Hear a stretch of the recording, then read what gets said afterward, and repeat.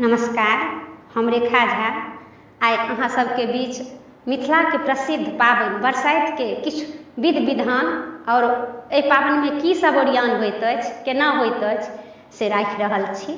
जय मिथिला, जय मैथिली, जय सखी बहिनपा।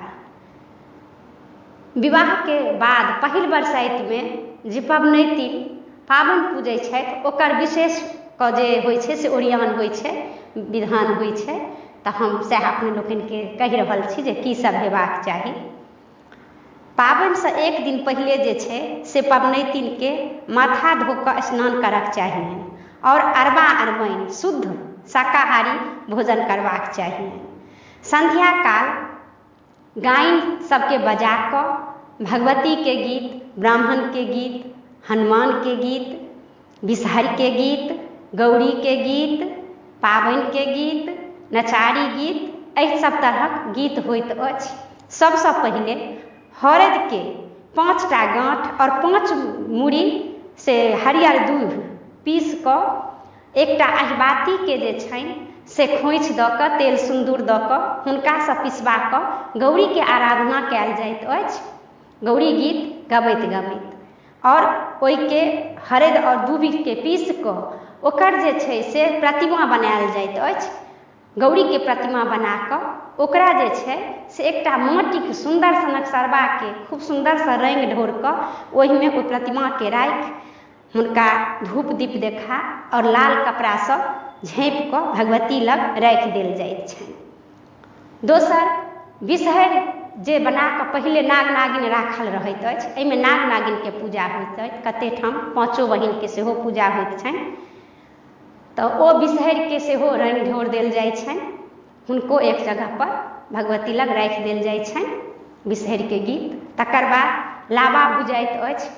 एकटा बौरसी, माटिक बौरसी होइए, ताहिमे ओहि लाबा के साफ कऽ कऽ ओहिमे भरि देल जाइत अछि।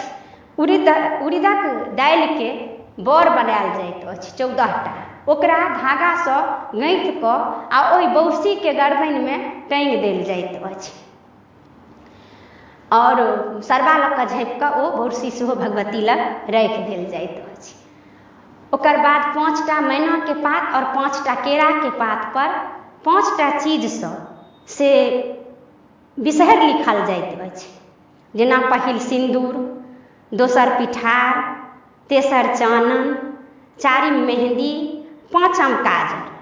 एहि 5 चीज सँ पाँच एक ठाम 5 पात पर से विषहरि लिखल जाइत अछि, ओहो राखि देल जाइत अछि।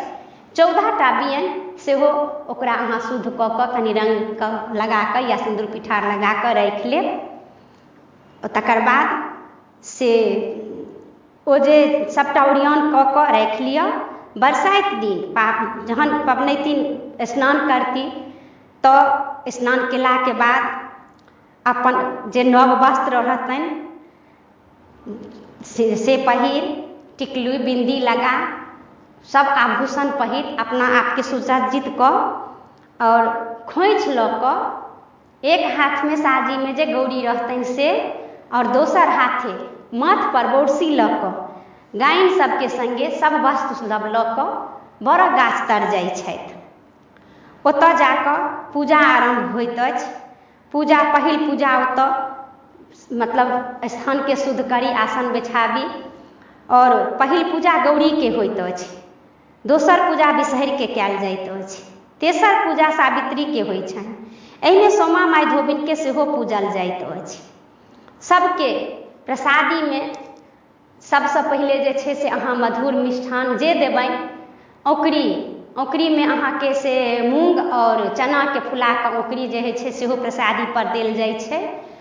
और आम बहुत प्रसिद्ध छै, जाहिमे 5टा आम राखल जाइत अछि गाछ लग जे ओहि लऽ कऽ पबनैतिन घूमै छथि और काटि कऽ सब प्रसादी पर देल जाइत अछि। और फूल, पान, सुपारी जतेक होइ छै से ओरियान कऽ कऽ लऽ जायब। एकटा डारी पर चनाई के लेल अरबा चाउर, ओहि पर किछु द्रव्य दऽ दियौ, मतलब टाका दऽ दियौ, एक जोड़ उज्जर जनेऊ दऽ दियौ, एक फाँक सुपारी दऽ दियौ, ई चनाई के राखल रहै छनि। एकटा डाली पर औंकड़ी सेहो अलग से राखल रहैया। एकटा माटिक मटकुरी में चनाई के लेल दही सेहो देल जाइ छै, सेहो पोर कऽ राखल जाइत रहै छै। और कपड़ा के कन्या पुत्रा बनायल रहैत अछि। जे कन्या पुत्रा रहैत अछि तिनका ओहि दिन सिन्दूरदान सेहो होइत अछि। जे बर रहै छथि से कन्या के मटिया सिन्दूर से सिन्दूरदान करै छथिन। सब पूजा विधि विधान से कयल जाइत अछि। पबनैतिन के जे छै से कथा सुनबाक चाहिए, नाग नागिन के और सत्यवान सावित्री के से कथा सेहो दुनू कथा सुनैत। ओहिके लेल एकटा जे छै से अचरी कहल जाइ छै, जहिना खोइच होइ छै तहिना लाल कपड़ा में सब किछु बान्हल रहै छै, ओ लऽ कऽ हाथ में ओ अचरी और ओ कथा सुनै छै।